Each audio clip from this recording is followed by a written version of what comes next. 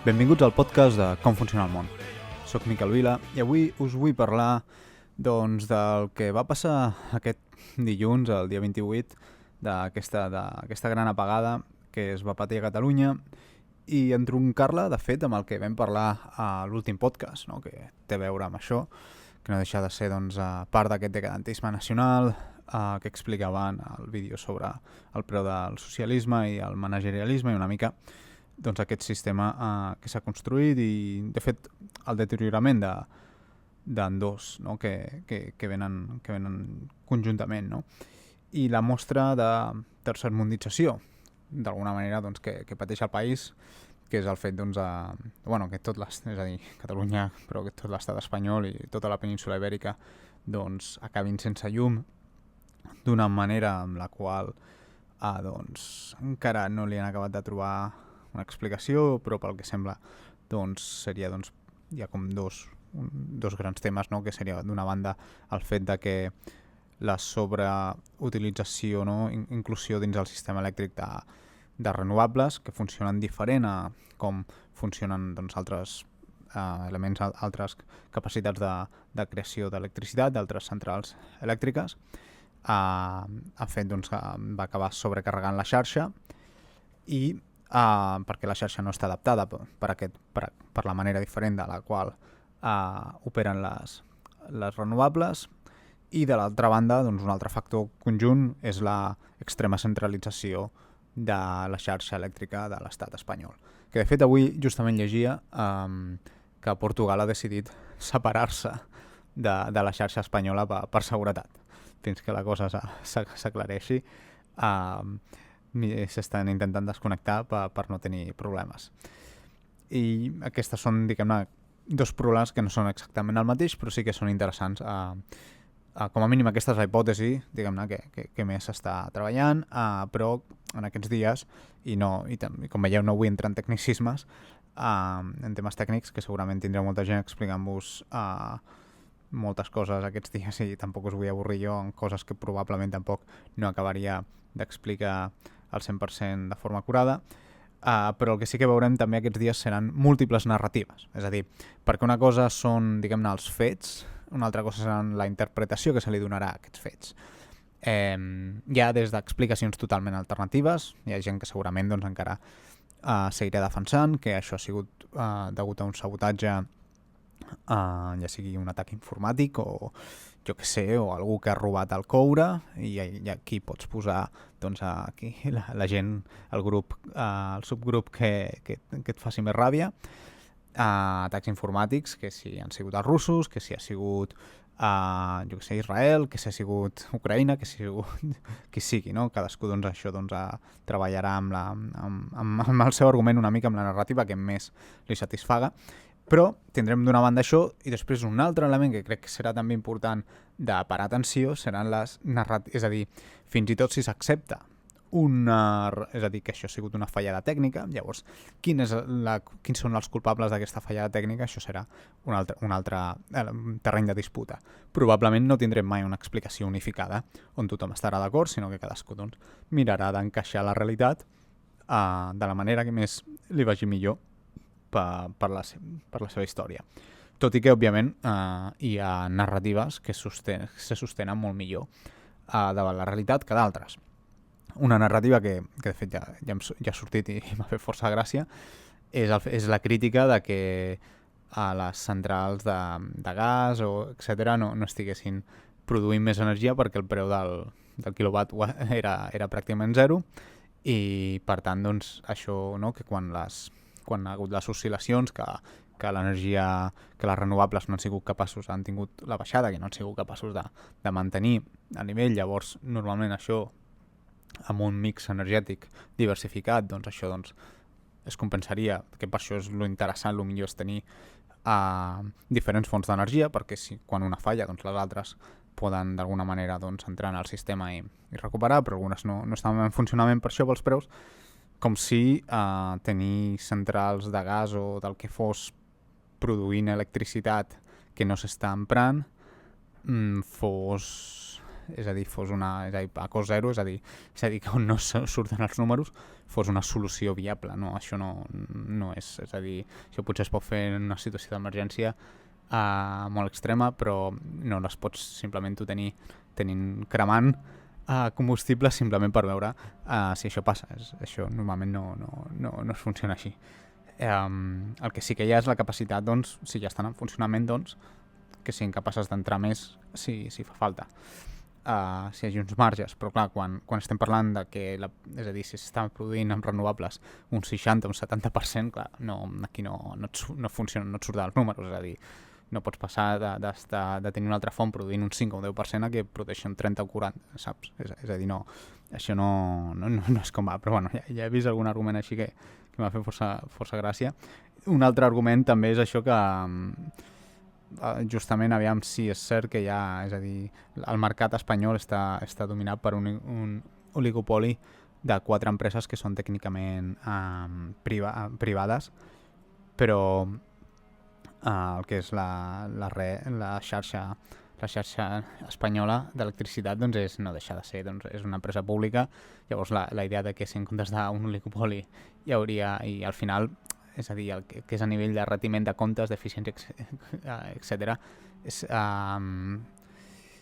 no és que hi hauria un gran canvi. Si el fet de que fossin públiques segurament generaria més problemes que una altra cosa, i llavors al final no deixaria de donar més força, justament el que parlàvem del managerialisme, aquesta distinció, és a dir, no veure com lo públic-privat al final i en aquests nivells doncs forma part del mateix, i és bàsicament, doncs, és una reclamació que també he vist que òbviament havia de sortir, no? Que al final el que implica és donar més poder, més capacitat de control a la gent que ha creat aquest problema. És a dir, perquè qui controla això ja, és a dir, qui té el poder pràcticament d'aquestes decisions, d'aquestes polítiques, d'aquests incentius, és doncs això, és aquesta estructura managerial que està liderada doncs, en aquest sentit doncs, pel sector públic, pel cantó polític, no? El que sí que serà interessant, i jo crec que el fet de que les renovables, és a dir, que el dogma de les renovables, que han passat de ser una font d'energia antisistema, bàsicament una font d'energia de la qual no es pot qüestionar i de la qual no es pot posar en dubte les seves virtuts, és a dir, jo és una font d'energia doncs, que no tinc res en contra de cap font d'energia, això en general, potser el carbó és la que menys m'agrada, però també entenc que de vegades és la que hi ha. Però s'havia dit doncs, que és la panacea, és a dir, és interessant perquè la xarxa espanyola d'electricitat ha sortit, òbviament, quan les coses no han funcionat, a dir, bueno, vam fer un informe fa 2 mesos dient que això no tirava, quan fa 2 setmanes van fer un tuit dient no, hòstia, això de les apagades és impossible, conspiració de l'extrema dreta, etc. No van dir aquestes paraules, però una mica la idea venia a ser per aquí, i es treia pit fa 2 dies que el 100% de l'energia de l'estat espanyol s'està produint amb renovables. Quan el tema avui dia és un debat profund, perquè també està el tema del cost de desenvolupar les renovables, en temes de cost ambientals, etc., més enllà del cost econòmic. Si ens posem a mesurar només el que són les emissions de carbó, bueno, això té un cost també, i llavors això de vegades doncs, no s'oblida. Però diguem-ne que les renovables tenen una sèrie de desavantatges, com tot en aquesta vida té un desavantatge, i té uns avantatges, no? que aquests dies doncs, s'ha vist, que és la seva doncs, l'oscil·lació de l'energia de quan entra dins el sistema i la producció, etc., doncs, que de vegades les fa que tenen uns riscos diferents a altres. Per exemple, l'energia nuclear és un tipus d'energia que és molt més constant. Llavors, el carbó, per exemple, és un tipus d'energia que cremes carbó superràpid, és de les que costa menys activar quan tens una necessitat d'entrar energia al sistema, és de les més ràpides en entrar. No? Llavors, totes tenen els seus avantatges i desavantatges, però en els últims anys, i amb el dogma això del net zero, de no produir emissions, etc., doncs s'havia agafat que ningú podia criticar-les. I llavors, doncs, contra més, millor i més ràpid era com l'únic objectiu, no? Llavors, clar, doncs ha fotut una patada al sistema, no? És a dir, hi ha altres coses, a més no és només crear més centrals renovables, sinó que també has d'adaptar el sistema de la xarxa elèctrica per poder assumir-les, no? Jo crec que això és un tema important, però això ha sigut el dogma polític del govern del PSOE, òbviament, però també de la Unió Europea. Llavors és bàsicament fins fa res era també el dels Estats Units, ara això està canviant i no es podia qüestionar. Què passa? Ara el que veurem serà doncs bé, en el moment que aquest dogma, és a dir, que aquest dogma polític doncs, no tira, doncs començarem a veure també doncs, quina narrativa s'impulsa això, si es fa una narrativa de bueno, doncs potser hem de repensar el model o no, el model, és a dir, les normes són perfectes, el que falla és la realitat. Llavors això és que, per les paraules d'en Pedro Sánchez, que ja va sortir ràpidament a dir no, això no té res a veure amb les renovables, no se sap què ha passat aquí, i ja està. Doncs, i qui digui que és això, doncs li demanarem que estigui tutejant això, doncs li fotrem una multa per desinformació, no? És a dir, segurament és una possibilitat de que s'avanci cap aquí. I, òbviament, també veurem, però ja hem vist, de fet, una certa tensió entre les diferents faccions dins l'Estat. Un cop que la ficció ideològica doncs, no funciona, doncs, clar, aquí tothom ha d'escorrir el bult una mica per no haver de retre responsabilitats, no? I que la xarxa elèctrica espanyola doncs, ja ha dit, nosaltres això ja vam avisar. Van avisar amb la boca petita, igual que com la Dana, sí, allà vam fer un tuit. Una cosa és pública, una altra cosa és publicitada. I, en canvi, que no anaven a haver-hi apagades i que estava molt bé que es produís molta electricitat amb renovables, això ho van publicitar molt. Els potencials riscos d'això els van silenciar, no? Doncs aquí ho veurem ara. Però bé, ells diuen això perquè una cosa, és a dir, aquí hi ha dos problemes, no? Com dèiem abans, una cosa és la centralització de la xarxa, que és el que en part explica que hagi petat tot de cop, a tot arreu, i una altra cosa és la sobreutilització de renovables, no? De carregar massa sense haver adaptat la xarxa. És a dir, que també tècnicament si és culpa de renovables, sí, però també de la seva implementació. És a dir, és una mica més complexa que simplement, és a dir, no sé, és a dir, i no vull entrar aquí perquè no ho sé realment, si amb la mateixa si amb una producció equivalent a aquesta, però amb una xarxa adaptada, doncs aquest problema no hagués passat. És una possibilitat, no la sé. Però llavors, és a dir, el tema de les xarxes centralitzades és més un problema de la xarxa espanyola d'electricitat, el tema d'apretar el turbo amb les renovables és un problema polític del govern, tot i que òbviament va més enllà d'ells, perquè és una política europea, però és una qüestió política del govern. També que la xarxa espanyola estigui hipercentralitzada, també és una qüestió política, òbviament. Ja sabem, no fa falta que s'expliqui el per què és això. Però òbviament una és com més estructural, l'altra és més del govern, tot i que sí que és cert que fa relativament poc hi havia altres centres de control que hi havia una a Catalunya, crec que hi havia una altra a l'Aragó, i que els van tancar, els van moure a Madrid. I això potser va ser una decisió unilateral de la xarxa, no sé si va ser de les xarxes o si va ser una qüestió del govern, però això estava allà. Per tant, òbviament, doncs aquí hi ha diferents... Ara tothom està en control de danys. Però el que sí que trobo interessant, i això contrasta molt amb el que va passar durant el dia, i que per mi va ser com el símbol de major certa decadència que es veia és el fet que el govern no donés informació, ja no dic per transparència, sinó simplement perquè la gent vol saber què collons està passant, no? S'ha marxat la llum, no? Entenc que la gent volia saber què passava.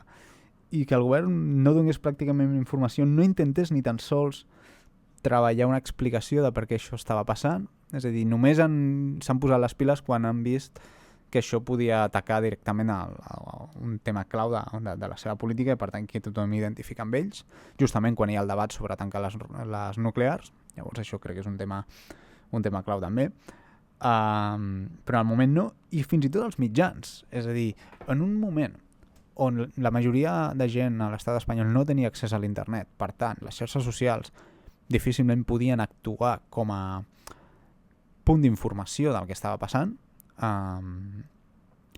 és curiós que els mitjans convencionals, al moment que tothom estava intentant escoltar la ràdio, doncs bueno, és quan haurien d'haver brillat i controlar totalment la narrativa. Això és el que està...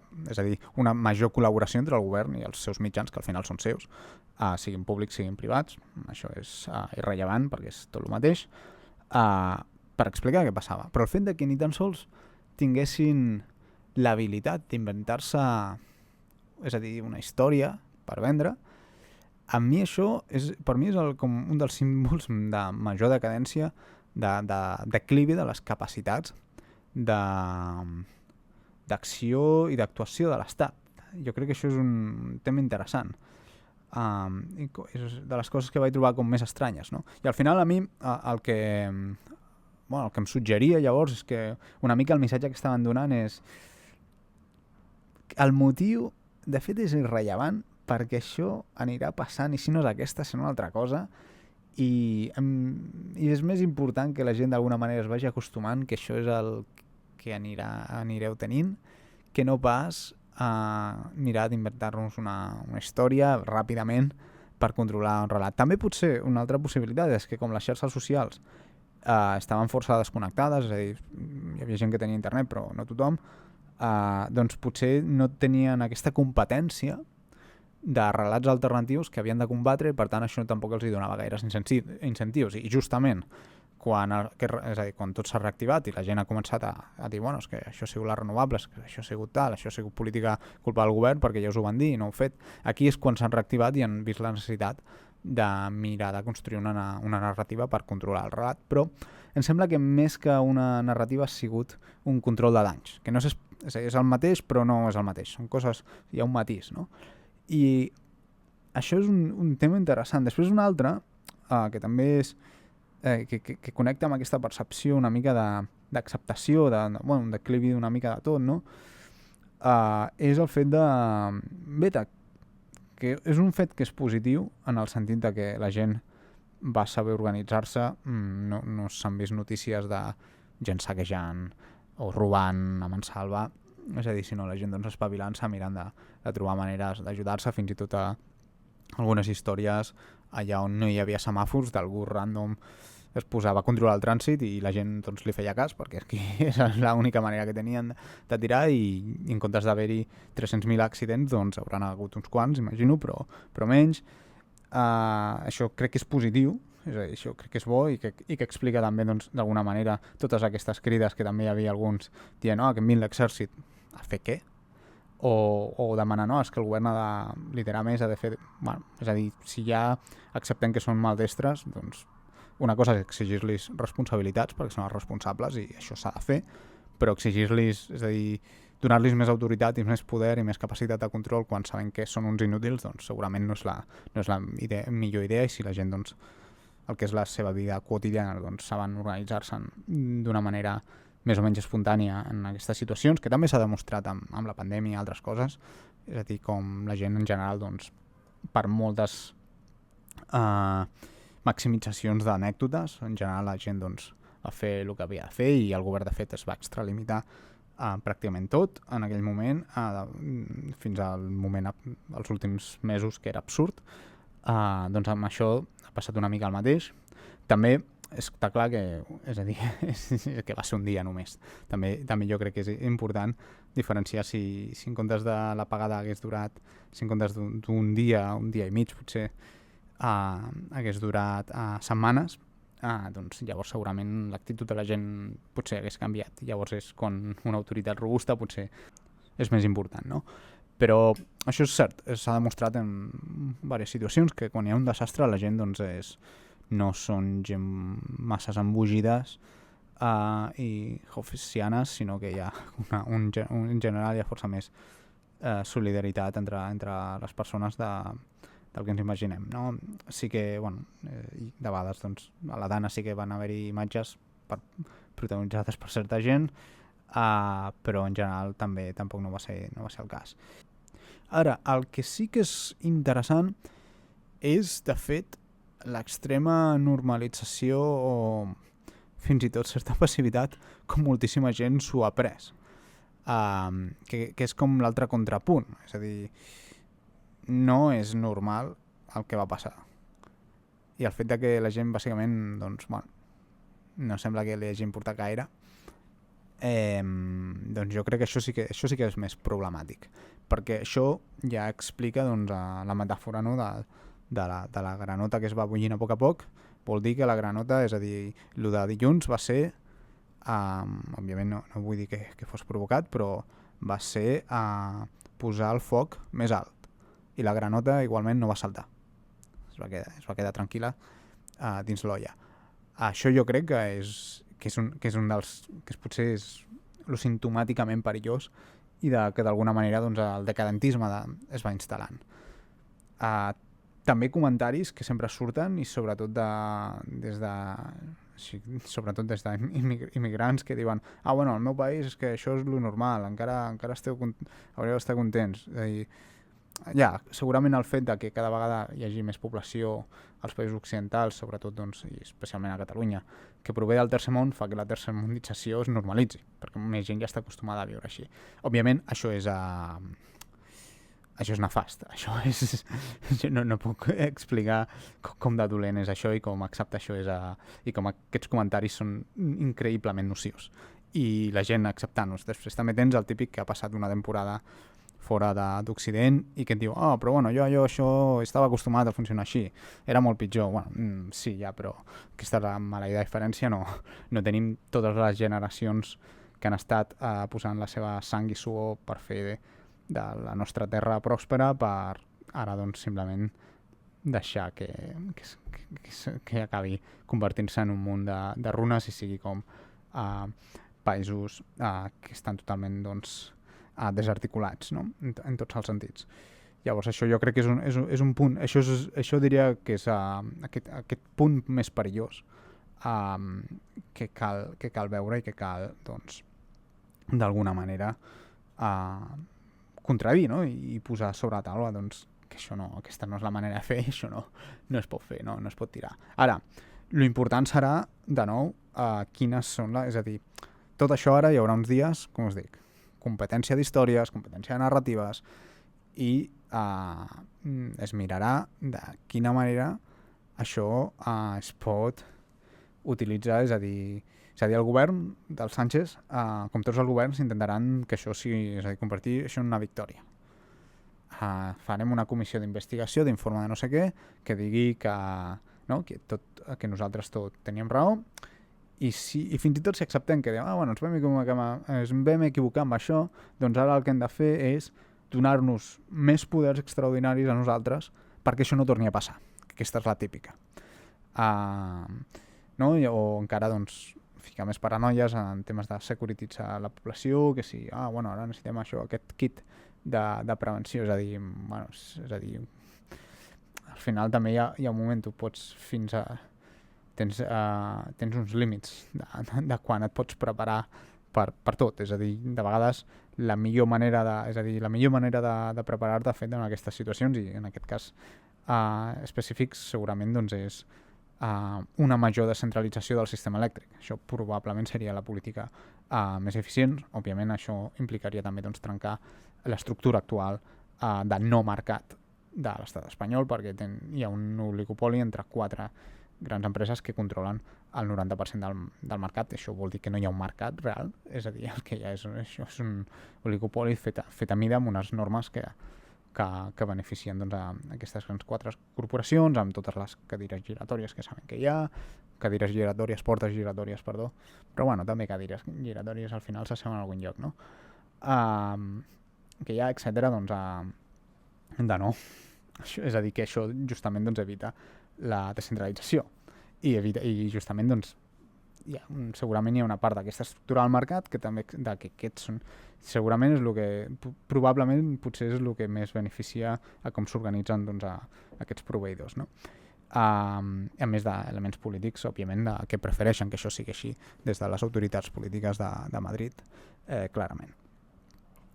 Però bé, per això és molt important doncs, que ara en els propers dies, quan això es miri, és a dir, que la solució que es dongui, perquè sabem que la solució d'aquesta gent, és a dir, no, el martell, qui té un martell, tots són claus, és sempre la mateixa, serà doncs otorgar-se més poders, més poders burocràtics que els hi permetran doncs, de nou no fer res i seguir mantenint doncs, amb la seva política i amb el seu dogmatisme. En aquest sentit també és interessant, és a dir, jo crec que hi ha una diferència entre el per què... és a dir, un altre símbol de decadentisme és el fet de quan a un règim polític la ideologia d'algun... És a dir, tots actuem amb ideologia. La ideologia és la manera que tenim doncs, per entendre el món i per construir la realitat, i construir el futur i el passat. És a dir, això és així. És a dir, no cal passar-se a llest amb això. Però sí que és cert que, òbviament, hi ha d'haver alguns certs resultats tangibles. I clar, amb el tema que hem vist de tot el tema de les polítiques verdes, de la descarbonització, etc., i s'ha convertit en un dogma, i si es destrueix l'eficiència econòmica, tal li fa. Si es destrueix fins i tot la llibertat individual, és a dir, i la capacitat de circulació, la capacitat de poder espavilar-se en una situació de crisi, també tant li fa, de fet, fins i tot millor per ells, i en aquest sentit, doncs, s'ha de fer, no? Això és com el gran salt endavant de Mao, no? Que deia, bueno, hem de fer hem d'arribar a no sé quant de cert que hem d'estar produint, i llavors agafem les eines que tenim del camp i les fonem, que a més de no donar-te un acer pur perquè no són de la qualitat necessària, ens quedem sense les eines per poder menjar, llavors tenim la gran fam que ve després, no? És una mica... la lògica és bàsicament la mateixa, no? És a dir, més renovables, sí? Però la xarxa l'hem d'adaptar també, que això té uns costos molt grans, és a dir, de fet és un dels grans temes. Fer una central nova és relativament... costa diners, però és una cosa relativament fàcil.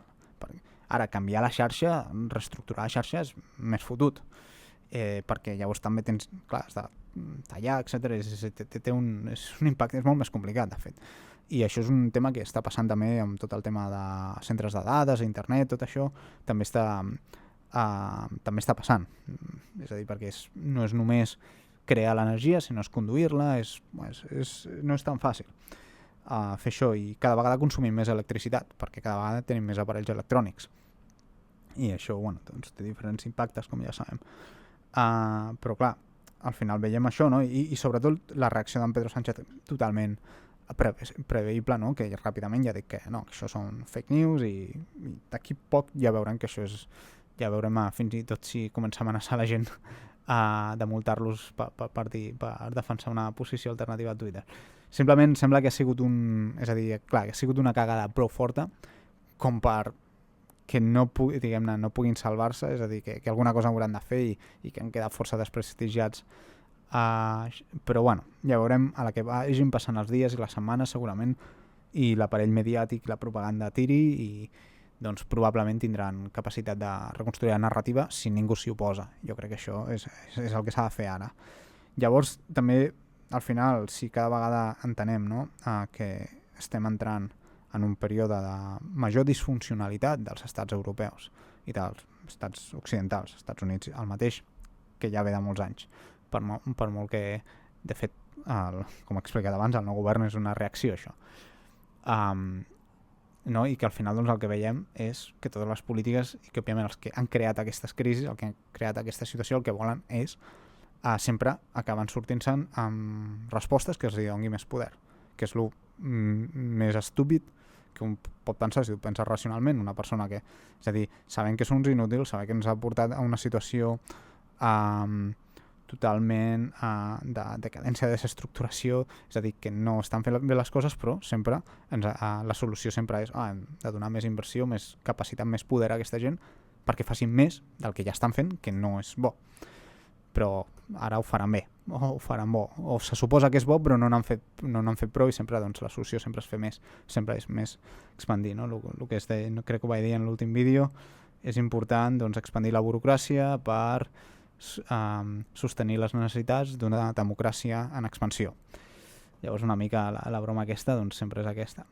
Quan, de fet, si considerem que això és el més probable i veiem que hi ha una manca de capacitat, no de certa qualitat de l'Estat, no de capacitat, específica, perquè l'Estat avui pot fer més del que ha pogut fer mai a la història, és a dir, es pot ficar a casa teva amb el teu telèfon mòbil, pot fer, és a dir, no? Et poden saber tota la teva vida d'una manera que abans, fa 50 anys, no podien fer, i poden deixar-te sense que puguis treure carnets, és a dir, diners del banc, etc, que no puguis fer res, poden cancel·lar-te totes les targetes de crèdit, etc.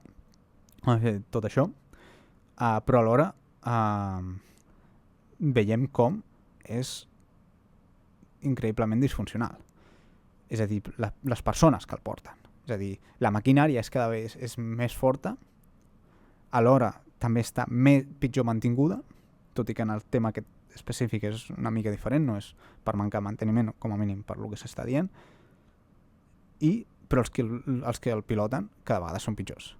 I això és el que genera aquest concepte que li diuen la narcotirania, no? que és un paradigma estrany, perquè l'Estat se't pot presentar demà perquè has fet un tuit equivocat, però alhora hi ha altres coses bàsiques que no les fan i que diu que les faran i que no deixen altres fer-les, que això és el més important, però que però que les fa de manera malament, no? O que no té aquesta capacitat.